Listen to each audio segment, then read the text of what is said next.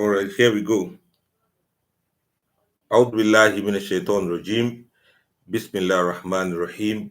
إن الحمد لله نحمده ونستعينه ونؤمن به ونتوكل عليه ونعوذ بالله من شرور أنفسنا وسيئات أعمالنا. من يهده الله فلا مضل له ومن يضلل فلا هادي له وأشهد أن لا إله إلا الله وحده لا شريك له وأشهد أن محمدا عبده ورسوله. Assalamu alaikum wa rahmatullahi ta'ala wa barakatuh.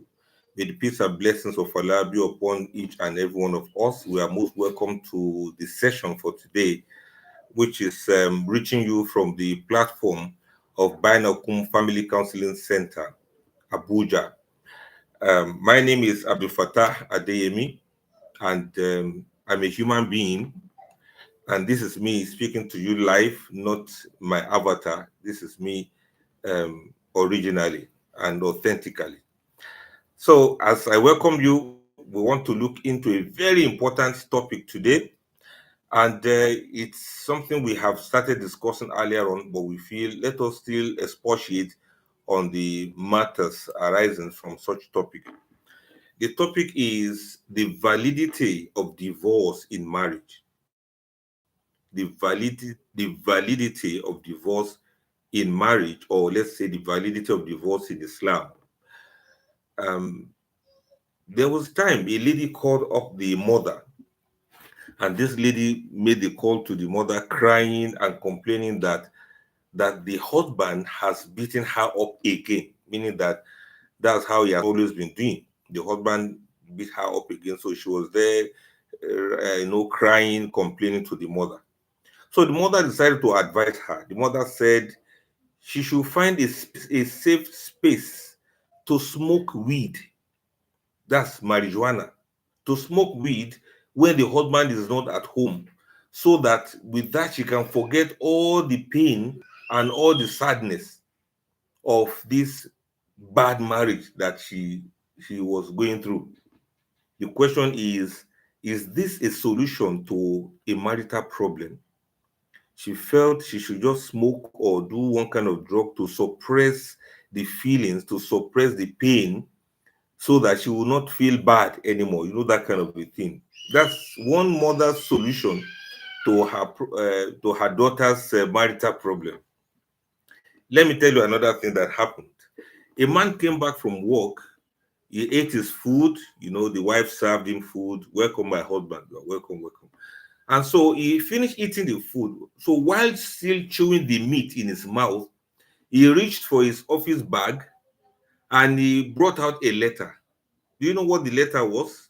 It was a divorce letter, and he handed it over to the wife and said, "This is your letter of divorce. I have divorced you." Of course, there had been some issues before then, and they thought they had resolved. They thought they had resolved all the issues, but suddenly the husband just brought that letter to her and said, "I've divorced you," while he was still rounding off the food that the same wife served him. The question is this how divorce is? Is this just something so flippant, so easy like that a man will still be eating the meal prepared by the wife, and he still handed over a letter of divorce to her, the letter he prepared from the office, so he brought it home and handed it over to her. So there's no mercy, there's no feeling, those kind of things. Is that how divorce is supposed to be? That's another one. Let me tell you another one.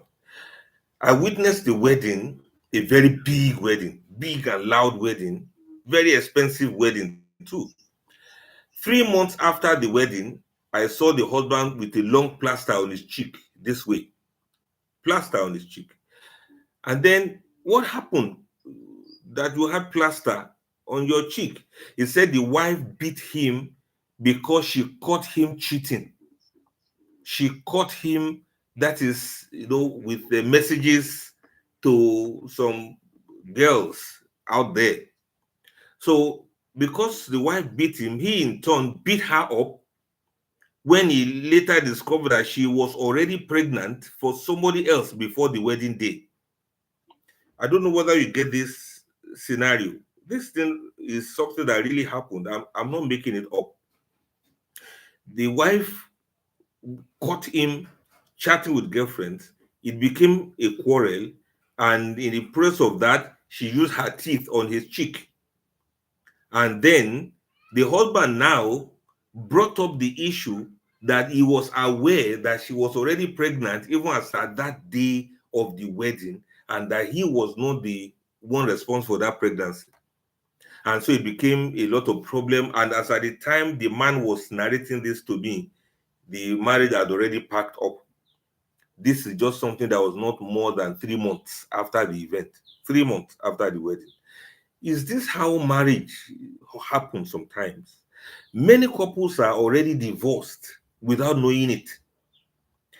They have pronounced divorce severally, and sometimes their actions and activities had made it to be that there was even no marriage in the first place. So there are these ones that have pronounced divorce over and over, and maybe they didn't even do any nikah in the first place. There are some other couples like that that are just living in. There was no nikah, whether proper or not proper, there was no nikah whatsoever. They were living in, and some of them assumed that they had gotten married because the woman got pregnant. Let me just put it plainly that way. The lady got pregnant, and then they assumed that, well, we were married already. Some have, in that way, they have had many children out of wedlock without doing anything about it. Without doing anything about it. So they just assume that, oh, it is gone, it is gone. And then they could always continue with their lives that way. Allah Akbar. Now tell me, distinguished ladies and gentlemen, as we begin this discussion, what is happening to marriages? What exactly is actually happening to marriages? We have seen it all in many instances. There are some that people speak out, there are some that nobody won't say anything about. But somehow, how is this going to be? Is this how marriage is supposed to continue? Some people are already divorced and they think they are married. Some people are still married and they thought they had divorced. Because, of course, there are some people who, because of quarrel or whatever, they separated. And because they have separated for like 5 years, each person had moved on with their lives. They assumed that separation meant divorce, not knowing that even if you are separated for 50 years, so long as the divorce is not done, is not activated, especially within the principles of Sharia, of Islam, if you were married as Muslims, that means you are only separated, you are not divorced legally. You are not divorced. And in this case, some people had even married somebody else. The wife had married another man. The man had married other women. And then the children are left in between. The children don't even know their status, whether they are children of divorced couples or not. So the question again I'm asking is, how did we get here? What is responsible for all of this? There are many more frequently posed questions surrounding the incidence of divorce. And you see that given such high expectations of marriage, why do these relationships just break down like that? What are the reasons, the prevalence of divorce, and how can divorce be prevented? These are some of the things we want to look at. Let me mention them in bits and pieces. In your own opinion, and this is going to assist us in answering these questions, in your own opinion, do you think divorce is more prevalent in the rural areas than in the cities, or vice versa? Is it more prevalent in the cities than in the rural areas? Do you think educated people and people you will consider illiterate, which of them do you think divorce more? People who have gone to school, who are well educated, people who you think they should be more enlightened, they should know the do's and don'ts of marriage and things like that. Between them and people who didn't go to school at all, that you consider to be literate, who divorces more? Then we also ask, between the rich or the poor, or between the rich and the poor, who divorces more? Is it the rich people? The people we call rich people. Many of you out there too, you are also rich people. So you know what I'm talking about. The rich people, the elites, are they the ones who divorce more? Or the people that are poor, are they the ones who divorce more? Don't answer yet. Just be thinking about it. I want to ask again: early marriage or late marriage? Who divorces more? Should we say it is those who marry early? Please help us mute those who are still talking in the background. Feasibility.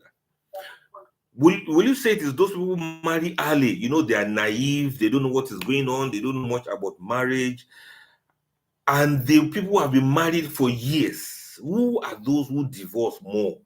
People who just got married, maybe after 2 years or 3 years, less than 5 years, they want to pack it up. What of people who have endured and they have married for 20 years? You hear people who have been married for 20 years, now they are talking about divorce. How do we place this in our heads? Then let me ask, I've asked people in the cities and those who are in the villages, which of them do you think should divorce more, or which of them are you more surprised that they actually divorce more? Talk about Muslims who know the Quran, who some people have memorized a large portion of the Quran. They know about Islam, yet they see divorce. And you want to say, but why would they divorce? Don't they go for Jum'ah? Don't they listen to Ta'lims? Don't they? You want to ask a lot of questions. The way it is so confusing sometimes to you, it is possibly so confusing to other people too, including me. Sometimes I wonder, why should it be like that? How come? What's going on? Then you say a marriage counselor. He also has to grapple with matters of divorce. I'm sure you have seen that before. Then you now be wondering, but how can that be? How can a marriage counselor also divorce? Or how can the imam divorce his wife? Or how can the wife of an imam leave him and say she's no longer interested? And this imam is somebody who preaches to other people about the things to do in marriage. Now, I'm saying this not to scare you, but for you to just wonder, why is it like this? And how did we get here? Now, when people talk about divorce, don't think it's because of ABCD alone. It can be very complicated. Very, very complicated. The obvious reasons are there, but there are so many other reasons that are not obvious. And want to see we can, summarily look into some of those things that are obvious and those that are not obvious. If you observe contemporary marriages and family relationships now, you see that they are formed and maintained in an environment of greater choice in how people can live their lives than the way it has been for past generations. Because of modernity now, people have more choices.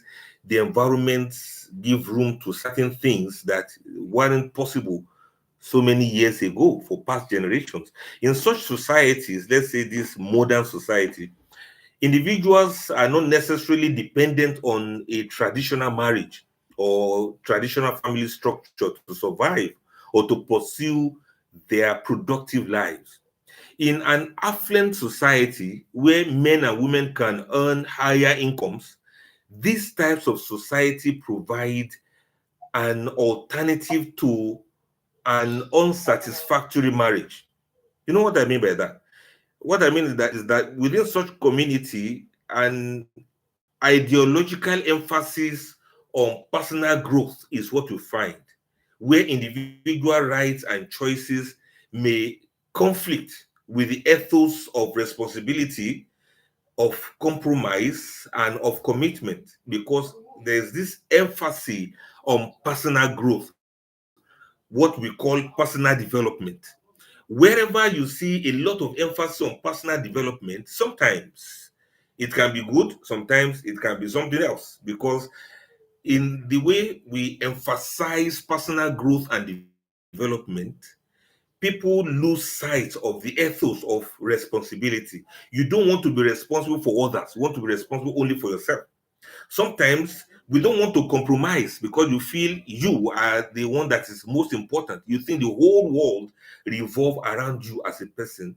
And sometimes we have very low commitment because we believe, well, I can only commit to I, me, and myself, not to anybody and not to any marriage. Get it?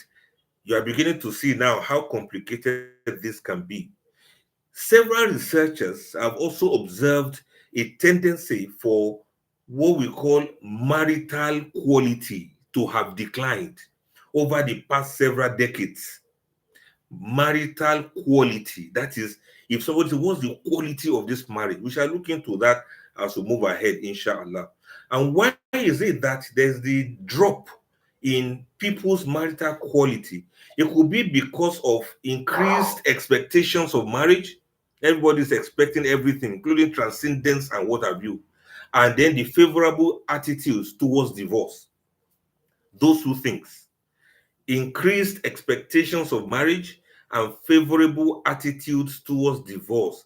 This has affected the drop in the quality of marriage, or what we call marital quality. Everybody is expecting everything to happen to them with the marriage. A woman wants the husband to be a friend, a partner, a mentor, a husband, a lover, a provider, whatever thing. You want 10 things in one man. And the same way, a man wants 20 things in a woman. She's beautiful, she's lovely, she smiles a lot, she's intelligent, she's brilliant, she's focused, she has direction in life, she has 15 children, she has a career, she's well educated, she has 3 PhDs, she's also very rich, she has very fat bank account, she's also quiet, she's docile, she's obedient, she's submissive. Look, by the time you count it all, a man wants like 20 things from the woman. How do you think a marriage or marital quality can be achieved when these expectations can be piled one on top of the other from the ground to the sky? Now, let me ask you again, in your own opinion, do divorces occur as a result of destiny? Because when we can't point out a reasonable cause for divorce, we say, well, that's how Allah wants it. And in addition to that, do you also subscribe to the belief that some divorces occur as a result of spiritual problems? Have you ever thought of that? Spiritual problem.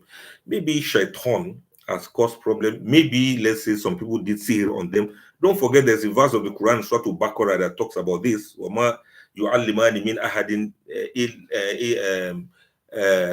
how did the Quran put it about how some people وَيَتَعَلَّمُونَ مِنْهُمَا مَا يُفَرِّقُونَ بَيْنَ الْمَرْءِ وَزَوْجِهِ, how people learn some magic with which they cause separation between a man and his wife. Sometimes it could be to this extent. So let us not rule it out. Anything can happen. And that's to say that there are many causes. Modernity is part of it. Of course, we can see how modernity is supposed to contribute to the quality of marriage. Rather, it contributes in some ways to the decline of marital quality due to those two reasons I mentioned earlier on. So one man's food is another man's poison. What you had thought